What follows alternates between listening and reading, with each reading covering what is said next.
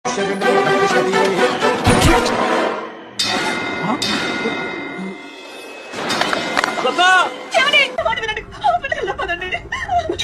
గుడికొచ్చి మనం ప్రసాదం తినకుండా ఎప్పుడైనా వెళ్ళావా?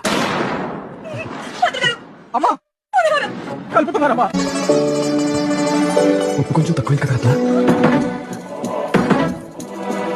నాకు కూడా కొంచెం ఉంచు రత్న. టెన్షన్ పడకమ్మా, నాకేం కాదులే.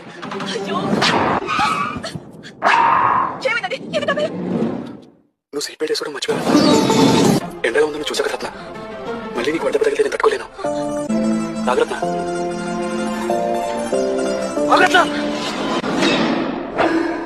కొబ్బరి తినకుండా మనం ఎప్పుడైనా కొబ్బరి బొండం పడేసావా?